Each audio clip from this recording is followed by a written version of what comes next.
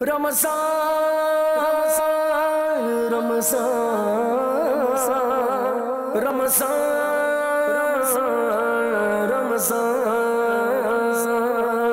रमज़ान रमज़ान रमज़ान। মাদানী চ্যানেলের দর্শক শ্রোতা, রমজান মাসের গুরুত্ব সবারই জানা। এই মাসের আগমনে মুসলমানের অন্তর খুশিতে ভরে যায়, জীবনযাপনের ধরনও পরিবর্তন হয়ে যায়, মসজিদ পরিপূর্ণ হয়ে যায়, ইবাদত ও তেলাওয়াতের আগ্রহ বেড়ে যায়। রহমতের দরিয়া এই মাসে বেশি পরিমাণে বইতে থাকে, ক্ষমার সুসংবাদ শোনানো হয় এবং গুনাহগারকে জাহান্নাম থেকে মুক্তি দেওয়া হয়। হে আল্লাহ, এই পবিত্র মাস যেন আমরা আবারও পাই। আলহামদুলিল্লাহ আজ্জা ওয়াজাল মাদানী চ্যানেল বাংলার 1440 হিজরির রমজানুল মোবারকের অনুষ্ঠিত সরাসরি অনুষ্ঠানগুলো প্রতিদিন পুনরায় সম্প্রচার করতে যাচ্ছে, যাতে থাকছে এমন বয়ান যার মাধ্যমে মানুষের জীবন পরিবর্তন হয়ে গেছে। আসুন সুন্নতে ভরা বয়ানের দৃশ্য দেখে নিই। जन्नतियों की दावत की जाएगी और पता है क्या खिलाया जाएगा? मछली की जो कलेजी है ना, मछली की कलेजी के किनारे से जन्नतियों की दावत की जाएगी। मछली की कलेजी और कलेजी का भी क्या किनारा, उस किनारे की दावत जन्नतियों की जाएगी। उस मछली, वो किस कलेजी और उसके किनारे का आलम क्या होगा, इंशाल्लाह जब खाएंगे तो बताएंगे। इंशाल्लाह इंशाल्लाह इंशाल्लाह। मौजूद सुनाओ, आए आए। जन्नत की बातें सुनने में इतना मजा आता है, जन्नत का आलम क्या होगा। एक ईंट सोने की, एक चांदी की, जमीन जाफरान की, कंकरियों की जगह मोती और याकूत। और एक रिवायत में कि जन्नत अदन की एक ईंट सफेद मोती की है। जन्नत अदन की एक ईंट सफेद मोती की है, ईंट और मोती की। हमने तो यहां मोती देखा है ना, वहां एक ईंट सफेद मोती की है, एक याकूत सुर की, एक जबरदस्त सब्ज की, और मुश्क का गाड़ा है, और घास की जगह जाफरान है, मोती की कंकरियां और अंबर की मिट्टी। जन्नत में एक एक मोती का खेमा होगा जिसकी बुलंदी 60 मील है। जन्नत में 4 दरिया हैं, एक पानी का, दूसरा दूध का, तीसरा शहद का, चौथा शराब का। फिर इनसे नहरें निकलकर हर एक मकान में जा रही हैं। सोचो तो सही यार, इनमें से हर एक नहरें निकलकर कहा हर एक के मकान में जा रही हैं। वहां की नहरें जमीन खोद कर नहीं, जमीन के ऊपर ऊपर रवा है। नहरों का एक किनारा मोती का, दूसरा याकूत का, और नहरों की जमीन खालिश मुश्क की है।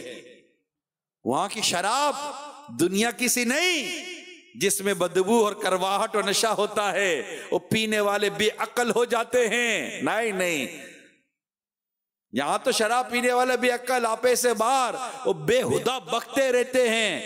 वो जन्नत की शराब, वो पाक शराब, इन सब बातों से पाक और साफ है। जन्नतियों को जन्नत में हर किस्म के लजीज से लजीज खाने मिलेंगे, जो चाहेंगे फौरन उनके सामने मौजूद होगा। अगर किसी परिंदे को देखकर इसके गोश्त खाने को जी हो तो उस वक्त भुना हुआ उनके सामने आ जाएगा। जन्नत में जाएंगे इंशाअल्लाह। एक और हदीस सुनिए कि रसूल पाक सल्लल्लाहु ताला अलैहि वसल्लम मदीना पुर अनवार तशरीफ लाए तो लोग जुग दर जुग आपकी बारगाह में हाजिर होने लगे। मैं भी उन लोगों में शामिल था। हजरत सैयदना अब्दुल्लाह बिन सलाम फरमाते हैं, मैं भी उन लोगों में शामिल था। जब मैंने आपके चेहरे मुबारक को गौर से देखा और छानबीन की तो जान लिया कि ये किसी झूठे का चेहरा नहीं। और पहली बात जो मैंने रसूल पाक सल्लल्लाहु ताला अलैहि वसल्लम जो सुनी वो ये थी, ए लोगों सलाम को आम करो, मोहताजों को खाना खिलाया करो, और सिले रहमी इख्तियार करो, और रात को जब लोग सो रहे हों तो नमाज पढ़ा करो, जन्नत में सलामती के साथ दाखिल हो जाओगे। शाह अपनी जन्नत में कदमों में रखना, शाह अपनी जन्नत में कदमों में रखना, शाह अपनी जन्नत में कदमों में रखना, शाह अपनी जन्नत में कदमों में रखना। यही आजिज़ाना मेरी इल्तिजा है, यही आजिज़ाना मेरी इल्तिजा है। मालिक जन्नत जन्नत की जमानत दे रहे हैं। किस तरह? इरशाद फरमा रहे हैं, तुम मुझे 6 चीजों की जमानत दो, मैं तुम्हें जन्नत की जमानत देता हूं। नंबर 1, जब बोलो तो सच बोलो। नंबर 2, जब वादा करो तो उसे पूरा करो। नंबर 3, जब अमानत लो तो उसे अदा करो। नंबर 4, अपनी शर्म गाहों की हिफाजत करो। नंबर 5, अपनी निगाहें नीची रखा करो। और नंबर 6, अपने हाथों को रोके रखो। जो ये 6 चीजों की जमानत दे, मालिक जन्नत प्यारे मुस्तफा उससे जन्नत की जमानत अता फरमा रहे हैं। इंशाअल्लाह जन्नत में जाएंगे। अल्लाह की बारगाह में नेक आमाल करके अल्लाह को राजी करेंगे, उसकी रिजा के लिए करेंगे, इखलास के साथ करेंगे। बहुत हदीसें हैं, लेकिन ज़ाहिर है घड़ी भी कह रही है कि अब वक्त ऊपर जा रहा है। आप रिसाला है मक्ततुल मदीना का, वो ले ले, जन्नत की तैयारी। मक्ततुल मदीना का रिसाला, उसका नाम क्या है? उसमें जन्नत का बयान भी है, जन्नत की नेमतों का बयान भी है, और कुछ हदीसें लिखी है, कुछ ऐसे मदनी फूल हैं जिसके जरिए जन्नत की बिशारतें दी गई, जिसके मैंने चंद आपको हदीसें सुनाई हैं। तो अल्लाह हम सबको अमल करने की तौफीक अता फरमाए। এখন দেখবেন মাদানী মুন্নাদের উপদেশমূলক মাদানী পুষ্পগুচ্ছ সম্বলিত অনুষ্ঠান ঘরে ঘরে রমজানের কিছু দৃশ্য। হুজুর আকরাম সাল্লাল্লাহু তাআলা আলাইহি ওয়াসাল্লাম ইরশাদ করেন, দোয়া বান্দার 3টি অবস্থা থেকে পৃথক হয় না। নাম্বার 1, হয়তো তার গুনাহ ক্ষমা করা হয়। শুনে নেন ভালো করে, আল্লাহ নবী সাল্লাল্লাহু আলাইহি সাল্লাম কি বলেন? দোয়া বান্দার 3টি অবস্থা থেকে পৃথক হয় না। নাম্বার 1, হয়তো তার গুনাহ ক্ষমা করা হয়। নাম্বার 2, দুনিয়ায় সে উপকারিতা অর্জন করে। নাম্বার 3, তার জন্য আখিরাতে কল্যাণ সঞ্চয় করা হয়। আর যখন বান্দা আখিরাতে তার দোয়ার সওয়াবগুলো দেখবে, অর্থাৎ যখন আখিরাতে সে দোয়ার সওয়াবগুলো দেখবে যা দুনিয়ায় কবুল হয়নি, তখন এই কামনা করবে, দুনিয়ায় যদি আমার কোনো দোয়াই কবুল না হতো এবং সবই এখানকার অর্থাৎ আখিরাতের জন্য জমা থাকতো। আমরা দুনিয়ায় দোয়া করি না? দোয়া করার পরে অনেক মানুষকে দেখবেন, বলে অনেক মানুষ, শুনবেন আপনারাও, বলে এত দোয়া করি আল্লাহ তাআলার দরবারে দোয়া কবুল হয় না, এরকম বলে না?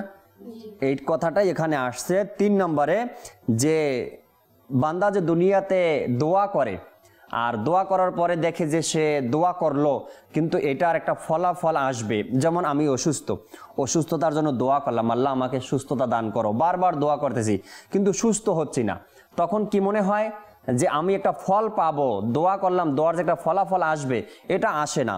হাদিসে পাকের মধ্যে হুজুর সাল্লাল্লাহু আলাইহি সাল্লাম ইরশাদ করলেন যে বান্দা যখন দোয়া করে, যদি দোয়ার ফলাফল দুনিয়াতে না পায়, তবে আখিরাতের জন্য সেটা সঞ্চয় হিসাবে থেকে যায়, জমা থেকে যায়।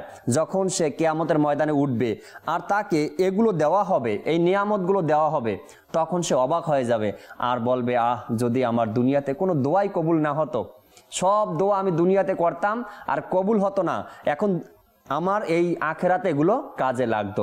তো আমরা যখন দোয়া করি, দোয়ার পরে আমাদের নিরাশ, যেটা নৈরাশ হয় মানুষ, মানে একেবারে আফসোস করে, দোয়া করি সম্ভব হয় না, দোয়া কবুল হয় না, এরকমের কথাগুলো বলে, তো এরকমের বলাটা আমাদের পক্ষে ঠিক হবে না। আমরা দোয়া করব আর এটা মনে মনে ভাববো যে আল্লাহ আমার দোয়া কবুল করেছেন, হয়তো দুনিয়াতে পাবো, না হয়তো আখিরাতে পাবো। বুঝে আসছে? দোয়ার 5টি মাদানী ফুল শ্রবণ করি। প্রথম উপকার হচ্ছে যে আল্লাহ তাআলার নির্দেশ পালন করা হয়। কেননা তার নির্দেশ হচ্ছে আমার নিকট প্রার্থনা করো, যেমনটি 24 পারা সূরা মুমিনের 60 নং আয়াতে আল্লাহ তাবারক ওয়া তাআলা ইরশাদ করেছেন, আমার নিকট প্রার্থনা করো আমি কবুল করব। এই কথা কে বলেছেন? আল্লাহ বলেছেন আমার নিকট প্রার্থনা করো আমি তোমাদের প্রার্থনাকে কবুল করব। নাম্বার 2, দোয়া করা সুন্নাত। দোয়া করা কি সুন্নাত, আর হুকুম কার? আল্লাহ। আর দোয়া করা সুন্নাত। কেননা আমাদের প্রিয় নবী সাল্লাল্লাহু তাআলা আলাইহি ওয়াসাল্লাম অধিকাংশ সময় দোয়া করতেন, তাই দোয়া করাতে সুন্নাতের অনুসরণের সৌভাগ্য অর্জিত হয়। নাম্বার 3, দোয়া করাতে প্রিয় নবী সাল্লাল্লাহু তাআলা আলাইহি ওয়াসাল্লাম এর আনুগত্য রয়েছে, যে হুজুর সাল্লাল্লাহু আলাইহি সাল্লাম দোয়া করার পদ্ধতি আপন গোলামদেরকে গুরুত্বের সাথে ইরশাদ করেছেন। নাম্বার 4, দোয়াকারী ইবাদত পরায়ণ লোকদের দলভুক্ত হয়ে যায়, কেননা দোয়া নিজেই একটি ইবাদত, বরং ইবাদতের মগজ বলা হয়েছে। দোয়াকে কি বলা হয়েছে? ইবাদতের মগজ বলা হয়েছে। নাম্বার 5, দোয়া করলে হয়তো তার গুনাহ ক্ষমা হয়ে যায়, অথবা দুনিয়াতেই তার সমস্যা আদির সমাধান হয়ে যায়, অতঃপর সেই দোয়া তার জন্য আখিরাতের ভান্ডার হয়ে যায়। সুবহানাল্লাহ। দোয়ার কয়টি উপকারের কথা শুনলাম? 5টি উপকারের কথা শুনলাম। ইফতারের পূর্ব মুহূর্তে আল্লাহ তাআলার দরবারে দোয়া করা হয়েছে, যার কিছু আবেগময় দৃশ্য দেখেনি। শুআবুল ঈমান 4th খণ্ডের মধ্যে একটি ঘটনা উল্লেখ রয়েছে। হযরত সাইয়্যিদুন নাফি রাদিয়াল্লাহু তাআলা আনহু বলেন যে সাইয়্যিদুনা আব্দুল্লাহ বিন ওমর রাদিয়াল্লাহু তাআলা আনহুমা তার কিছু সাথীদের নিয়ে সফরে ছিলেন। পথিমধ্যে একটি স্থানে অবস্থান করলেন এবং খাওয়ার জন্য দস্তরখানা বিছালেন। এমন সময় একজন রাখাল সেখানে আসলো। তো তিনি রাদিয়াল্লাহু তাআলা আনহু বললেন, এসো দস্তরখানা থেকে কিছু খেয়ে নাও। তখন ওই রাখাল আরজ করলো, আমি রোজাদার। আমি কি? রোজাদার। সাইয়্যিদুনা আব্দুল্লাহ বিন ওমর রাদিয়াল্লাহু তাআলা আনহুমা বললেন, তুমি এই প্রখর গরমের দিনে নফল রোজা রাখছো, অথচ তুমি এই পাহাড়ে ছাগল চড়াচ্ছ? সে বলল, আল্লাহর শপথ, আমি এই জন্যই করছি যেন জীবনের অতিবাহিত করা দিনগুলোর ক্ষতিপূরণ হয়ে যায়। তো তিনি রাদিয়াল্লাহু তাআলা আনহু ওই রাখালের পরহেজগারিতা চেক করার জন্য, খোদা বিরুতা চেক করার জন্য ওই রাখালকে বললেন, তুমি কি তোমার ছাগলগুলো থেকে একটি ছাগল আমাকে বিক্রি করবে, আমার কাছে বিক্রি করবে? এর মূল্য ও মাংস তোমাকে দিব যেন তুমি ইফতার করতে পারো। তখন রাখাল উত্তর দিল, এই ছাগলগুলো তো আমার নয়, এগুলো আমার মালিকের। তখন তিনি রাদিয়াল্লাহু তাআলা আনহু পরীক্ষা করার জন্য বললেন, মালিককে বলে দিও যে নেকড়ে বাঘ এখান থেকে একটি ছাগল খেয়ে নিয়েছে। তখন ওই রাখাল বলল, তবে আল্লাহ তাআলা কোথায়? অর্থাৎ আল্লাহ তাআলা তো আমাকে দেখছেন, তিনি তো সত্য সম্পর্কে জানেন এবং এই কারণে আমাকে আটক করবেন। যখন তিনি রাদিয়াল্লাহু তাআলা আনহু মদিনায় ফিরে আসলেন, তখন সেই মালিক থেকে রাখাল এবং সকল ছাগল কিনলেন এবং রাখালকে মুক্ত করে দিলেন, আর ছাগলগুলো তাকে উপহার স্বরূপ দিয়ে দিলেন। আল্লাহ তাআলা রহমত তার উপর বর্ষিত হোক এবং তার সাদাকায় আমাদের ক্ষমা হোক। আসুন ইফতারের পূর্ব মুহূর্ত দোয়া কবুলের সময় মহান রব্বুল আলামিনের নিকট ফরিয়াদ করি, দোয়া করি যেন আল্লাহ তাআলা আমাদেরকে আমাদের গুনাহগুলোকে মাফ করে দেন। আল্লাহুম্মা আমিন। আলহামদুলিল্লাহি রাব্বিল আলামিন, সালাতু ওয়াসসালামু আলা সাইয়্যিদিল মুরসালিন, ইয়া রাব্বি মুস্তাফা ওয়া তুফাইল মুস্তাফা আযজা ওয়া সাল্লাল্লাহু আলাইহি ওয়াসাল্লাম। আমাদের মেহেরবান মাতা পিতা সমস্ত মুসলমান উম্মতের গুনাহকে মাফ করে দাও। ইয়া রহমান, আমাদেরকে বেহিসাব মাগফিরাত দান করে দাও, আমাদেরকে বেহিসাব মাগফিরাত দান করে দাও। আল্লাহ মাগফিরাত দিয়ে দাও, আল্লাহ মাগফিরাত দিয়ে দাও, আমাদেরকে জাহান্নাম থেকে নাজাত দিয়ে দাও। ইয়া আল্লাহ, আমাদের পিতা মাতাকে জাহান্নাম থেকে নাজাত দিয়ে দাও। আল্লাহ, আমাদেরকে ভাগ্যে জান্নাত লিখে দাও, আমাদেরকে জান্নাত লিখে দাও। আল্লাহুম্মা ইন্নাকা আফুউন কারীম তুহিব্বুল আফওয়া ফাআফু আন্নী। আল্লাহুম্মা ইন্নাকা আফুউন কারীম তুহিব্বুল আফওয়া ফাআফু আন্নী। अल्लाहुम्मा इन्नका अफ़ुव्वुन करीम तुहिब्बुल अफ़्वा फ़अफ़ु अन्नी अल्लाहुम्मा अजिरना मिनन नार अल्लाहुम्मा अजिरना मिनन नार अल्लाहुम्मा अजिरना मिनन नार अल्लाहुम्मा अजिरना मिनन नार या मुजीरु या मुजीरु या मुजीर। অনুষ্ঠান ঘরেলু মাসাইল और उनका हाल। এই অনুষ্ঠানের মধ্যে সমাজে প্রচলিত বিভিন্ন সমস্যার সমাধান শরঈ দৃষ্টিতে বর্ণনা করা হয়। আসুন তার কিছু দৃশ্য দেখে নেই। आपने जो मौजू रखा है घरेलू मसाइल का हल और अमीर अहले सुन्नत, ये किस तरह आप इस मौजू को लेकर चलेंगे? मेरे लिए ये बड़ा, जिसे यूं कहें कि एक यूनिक सा मौजू है, यानी मेरे ज़हन में ये डायमेंशन थी ही नहीं। आपको अच्छा लगा? बहुत अच्छा लगा मुझे। मैंने तो आपका, जब वो आपकी आवाज़ सुनी मैंने, तो मैं तो अमेज हो गया उसको सुन। मुझे असल में ये एहसास हुआ कि जैसे हम लोग बैठेंगे जी, तो ज़ाहिर है कि अमीर सुन्नत की ज़ात पर जितनी भी हम बातें करेंगे वो हमारा वो जिसका कहते हैं पेट भरता ही नहीं है, ना दिल भरता है, ना भरना चाहिए। वाह। तो क्या ही अच्छा हो कि आज हम मदनी चैनल के नाजरीन को ये भी बताएं कि अमीर सुन्नत की सीरत से किस कदर घरों में मसाइल हल होते चले आ रहे हैं। वाह। यानी मसाइल के हल होने में जो सबसे बुनियादी चीज़ है ना, जो हम मुसलसल कर रहे हैं, वो है किरदार। जी, अमीर सुन्नत की सोबत में किरदार बनता है। क्या बात। क्योंकि अमीर सुन्नत ये नहीं बताएंगे कि तुम्हारे बेडरूम का कलर ऐसा होना चाहिए, तुम्हारा फर्नीचर ऐसा होना चाहिए, सही, पर्दों का अंदाज तुम्हारा ये होना चाहिए, ये नहीं बताएंगे। सही, ठीक है ना। क्रॉकरी इस तरह की ले लेना, तो ये चीज़ें अमीर सुन्नत नहीं बताएंगे ना। आपको पूछेगा तुम्हारा किरदार ऐसा होना चाहिए, है, लड़का ऐसा होना चाहिए। अमीर सुन्नत ने एक मकतूब लिखा, लेटर, जी, दूल्हे के लिए और दुल्हन के लिए, ठीक, लड़की के लड़के के लिए।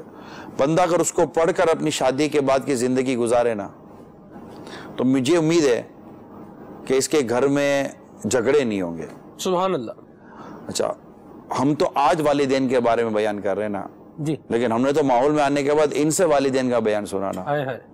हम तो आज शोहर के बारे में बयान कर रहे हैं ना, हमने तो मदनी माहौल में आने के बाद इनसे शोहर का बयान सुना था। जी, घर के तमाम मामलात की चीजें तो हमने इनसे सुनी थी, इनसे सीखी थी कि तकब्बुर नहीं करो, गुरूर नहीं करो, सरकार की सीरत पर अमल करें सल्लल्लाहु अलैहि वसल्लम। तो ये चीजें जब हमने घर में इम्प्लीमेंट की, औलाद की तरबियत, यानी आपका सलमान भाई, आपका पूरे के पूरा जो वजूद है ना जी, ये रहमतुल आलमीन के सदके में सरापा रहमत। अल्लाह अकबर। मैं आपको ये बता दूं, मेरे घर पर अमीर सुन्नत ने जो भी वक्त गुजारा है मुझे पता है, और जो भी वक्त गुजारा उस घर के अमीर सुन्नत गुजारने पर गोया यूं समझे कि लोग यूं समझे कि अमीर सुन्नत अपना काम करने के लिए घर आए हैं, और मैं ये कहता हूं कि अमीर सुन्नत मेरे काम दुरुस्त करने के लिए मेरे घर आए हैं। सदके जाएं। वाह।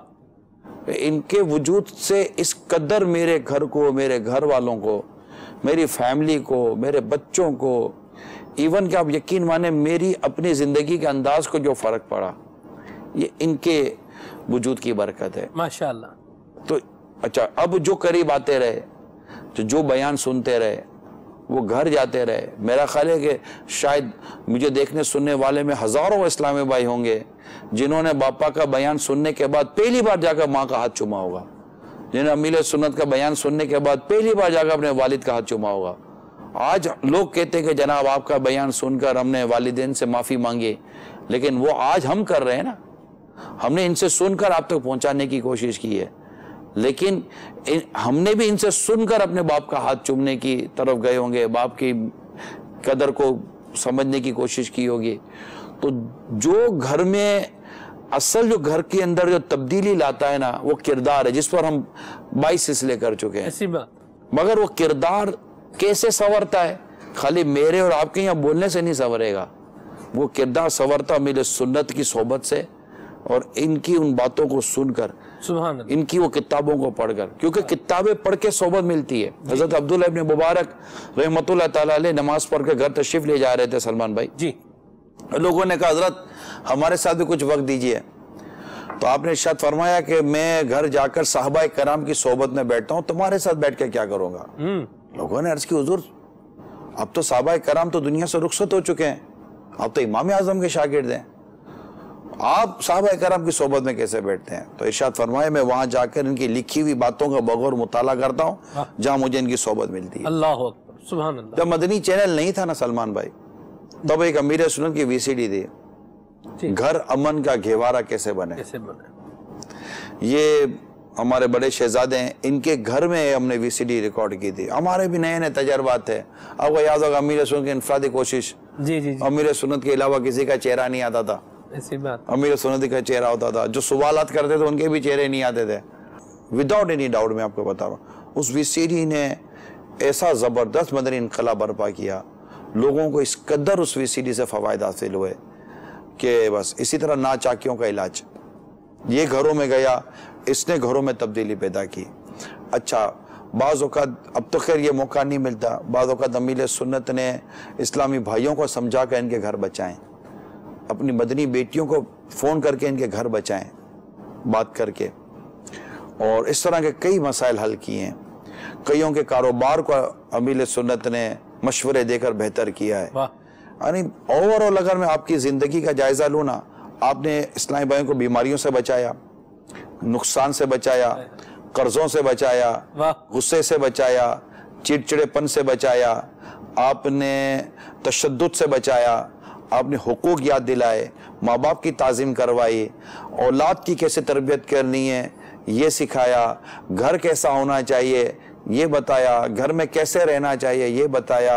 तो इस टॉपिक पर अमीर सुन्नत के किरदार का कितना असर है, बल्कि हमारे खुद इस पूरे सिलसिले का अगर कहीं फायदा है, 22 के 22 किस्तों का अगर कहीं फायदा है तो ये 23वीं किस्त वाले का सदका है जो ये 22वीं किस्तें कबूल हो रही हैं। अल्लाह अल्लाह अल्लाह। এরপর দেখবেন অনুষ্ঠান রমজান এবং আমাদের স্বাস্থ্য।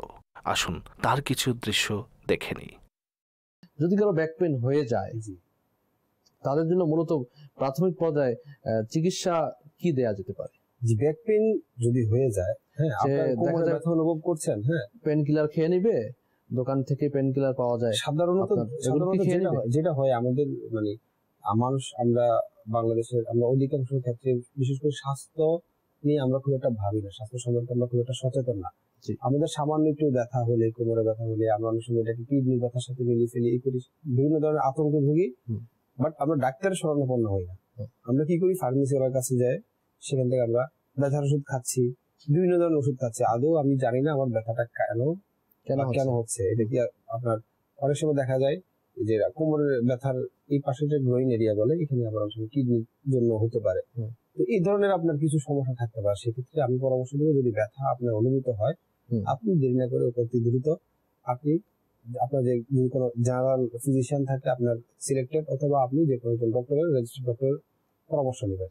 এই ব্যথার জন্য মূলত যদি ব্যাক পেন হয়, যেহেতু আপনার এর স্পেসিফিক ডাক্তার কিন্তু থাকে, মেডিসিন বিশেষজ্ঞ থাকে, অথবা আপনার যেগুলো আমাদের আপনার অর্থোপেডিক সার্জন থাকে। এই অর্থোপেডিক সার্জনের কাছে কি আমরা এই রোগীদের কি পরামর্শ দেব ডাইরেক্টলি তাদের কাছে যাওয়ার জন্য? এই ক্ষেত্রে আমি প্রথম পরামর্শ দেব, আপনি আপনার একজন জিপির কাছে যান, জেনারেল ফিজিশিয়ান, হ্যাঁ, যিনি আপনার যারা এমবিবিএস ডক্টর, যে কোনো এমবিবিএস রেজিস্টার্ড এমবিবিএস ডক্টর। হ্যাঁ, সরকারি হসপিটালে গেলেই কিন্তু উপজেলা স্বাস্থ্য কমপ্লেক্স রয়েছে, আপনি ওখানে আউটডোর পেশেন্ট ডিপার্টমেন্ট যেটা ওপিডি তে গেলে কিন্তু আপনি দেখাইতে পারছেন। আচ্ছা, উপজেলা আপনি আপনার নিকটস্থ যে কোনো হাসপাতালে, সরকারি হোক প্রাইভেট হোক, আপনি আউটডোর ডিপার্টমেন্টে গেলে কিন্তু আপনি দেখাইতে পারছেন। জি জি। তো এখানে এরপর আপনি যখন ডক্টরের কাছে যাবেন, ডক্টর আপনার কমপ্লেইন শুনে, আপনার সমস্যার কথা শুনে উনি হয়তো আপনাকে কিছু পরীক্ষা দিতে পারেন।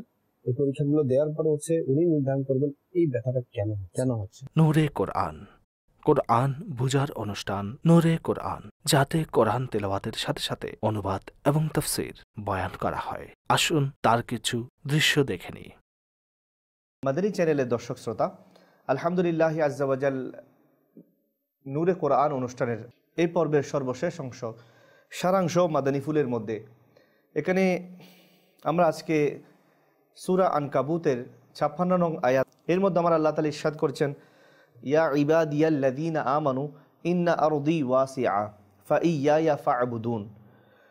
তাফসীরে সিরাতুল জিনানের মধ্যে এটার বর্ণনা এভাবে এসেছে যে এই আয়াতটা আমার আল্লাহ তাআলা যারা মক্কা শরীফের মধ্যে মজলুম মুসলমান ছিল, যারা দুর্বল মুসলমান ছিল, যাদেরকে অমুসলিমরা কষ্ট দিত, তাদের ব্যাপারে আমার আল্লাহ তাআলা ইরশাদ করছেন ইন্না আরদি ওয়াসিআ, নিশ্চয় আমার পৃথিবী বড়ই প্রশস্ত। তো এখানে যেহেতু ইসলামের বিধিবিধান পালন করা মুসলমানদের জন্য কষ্টকর হচ্ছে, তো তোমরা এই স্থান থেকে হিজরত করে মদিনা শরীফের দিকে চলে যাও। মদিনা শরীফে গেলে ওখানে তোমাদের দিন ইসলামের অনুশাসন মেনে চলা তোমাদের জন্য সহজ হবে। এরপরে আমার আল্লাহ তাআলা ইরশাদ করছেন ফাইয়া ফা'বুদুন, অর্থাৎ তোমাদেরকে আমারই ইবাদত করতে হবে, আমারই ইবাদত তোমরা করবে।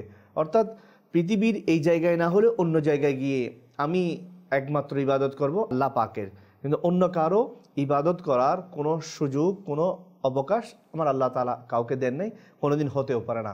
একমাত্র ইবাদতের উপযুক্ত হচ্ছেন আমার আল্লাহ তাআলা। মাদানী চ্যানেলের দর্শক শ্রোতা, এর পরের আয়াতের মধ্যে আমার আল্লাহ তাআলা ইরশাদ করছেন কুল্লু নফসিন যায়িকাতুল মাউত, অর্থাৎ প্রত্যেক প্রাণীকেই মৃত্যুর স্বাদ গ্রহণ করতে হবে। তাফসীরের মধ্যে আসতেছে যে পৃথিবীর মধ্যে যত প্রাণী রয়েছে, যার প্রাণ রয়েছে তাকে অবশ্যই মৃত্যু বরণ করতে হবে। কাউকে এই দুনিয়াতে চিরস্থায়ীভাবে থাকার কোনো অবকাশ দেওয়া হবে না, বরঞ্চ সবাই তাদের আমলের যেটা করতেছে আমল, এই আমলটা পরকালে গিয়ে সেটার পরিণাম ভোগ করবে। এবং কেউ যদি ভালো কাজ করে তাহলে জান্নাতের পরিবেশ সে লাভ করবে, আর কেউ যদি খারাপ কাজ করে তাহলে তাকে জান্নাতের পরিবেশ থেকে দূরে সরিয়ে তাকে জাহান্নামের মধ্যে নিক্ষেপ করা হবে। তো মাদানী চ্যানেলের দর্শক শ্রোতা, এই আয়াতে কারিমার মাধ্যমে আমার আল্লাহ তাআলা বন্দাদেরকে এটাই বুঝাতে চেয়েছেন, বন্দা তুমি যা কিছুই করো না কেন, আমার আনুগত্য করো বা আমার নাফরমানি করো, তোমাকে অবশ্যই একদিন মৃত্যুবরণ করতে হবে। আর এই মৃত্যুবরণ করার মাধ্যমে তোমার সমস্ত অহংকার, তোমার সমস্ত অবাধ্যতা, তোমার সমস্ত আমার নাফরমানি নিঃশেষ হয়ে যাবে, শেষ হয়ে যাবে, এবং আমারই কাছে তোমাকে আসতে হবে। এরপর আমার আল্লাহ তাআলা ইরশাদ করছেন যে সুম্মা ইলাইনা তুরজাউন, তোমরা যা কিছুই করো সবার শেষে আমি আল্লাহ তাআলার কাছে তোমাদেরকে আসতে হবে। আমার আল্লাহ তাআলা এটা আমাদেরকে হুঁশিয়ারি দিয়ে এটা শুনিয়েছেন। এরপর আমার আল্লাহ তাআলা আরও ইরশাদ করেছেন ওয়াল্লাযীনা আমানু ওয়া আমিলুস সালিহাতি লানুবাউইআন্নাহুম মিনাল জান্নাতি গুরাফা তাজরি মিন তাহতিহাল আনহার খালিদিনা ফিহা নি'মা আজরুল আমিলিন। এর মধ্যে আমার আল্লাহ তাআলা ইরশাদ করছেন যে তাফসীরের মধ্যে এসেছে এর দ্বারা যে মুমিনরা ভালো কাজ করছে, তারা ইসলামের বিধিবিধান পালন করার জন্য মক্কা শরীফ থেকে মদিনা শরীফের দিকে হিজরত করছে, তারা বিভিন্নভাবে নেক কাজ করার জন্য পরিবেশের খুঁজে, একটা সুস্থ এবং প্রশান্ত পরিবেশের খুঁজে যারা এই ভালো কাজগুলো করে যাচ্ছে মুসলমানরা, তাদের জন্য আমার আল্লাহ তাআলা ইরশাদ করছেন যে হে আমার বান্দারা, তোমরা যারা এই ভালো কাজ করছো তোমাদের জন্য জান্নাতে এমন দালান তৈরি করা হয়েছে যে দালান দেখে তোমরা খুশি হবে, এবং দালানের বিরাট বিরাট মহল, অর্থাৎ অনেক বড় বড় দালান তোমাদের জন্য নির্মাণ করা হয়েছে, এবং এমন দালান যেই দালানের নিচে নহরসমূহ প্রবাহিত হয়। সুবহানাল্লাহ। এরপর আমার আল্লাহ তাআলা ইরশাদ করছেন নি'মা আজরুল আমিলিন, নি'মা কতই না উত্তম, আজরুন প্রতিদান, আমিলিন যারা আমল করেছে ভালো কাজ করেছে তাদের পরিণাম কতই না উত্তম হবে। এরপর সবশেষে 59 নম্বর আয়াত আমার আল্লাহ তাআলা ইরশাদ করছেন আল্লাযীনা সাবারু ওয়া আলা রাব্বিহিম ইয়াতাওয়াক্কালুন, যারা ধৈর্য ধারণ করে এবং তাদের প্রতিপালকের উপর ভরসা রাখে, তাদেরও আমার আল্লাহ তাআলা প্রশংসা করেছেন। মুসলমান মানি হচ্ছে মুসলমান বিপদে ধৈর্য ধারণ করবে, মুসলমান তার আকাঙ্ক্ষিত বস্তু না পেলে এটার জন্য ব্যাকুল না হয়ে সেটার জন্য ধৈর্য ধারণ করবে, আর সর্বদা প্রত্যেকটা বিষয়ে আল্লাহ পাকের উপর সে ভরসা রাখবে। এটাই হচ্ছে মুসলমানের বৈশিষ্ট্য। আল্লাহ পাক আমাদের সবাইকে ধৈর্য ধারণ করে সেই মহান প্রতিপালক আরশের আযীমের মালিক আল্লাহ পাকের উপর ভরসা করার আমাদের সবাইকে তৌফিক দান করুক। রমজান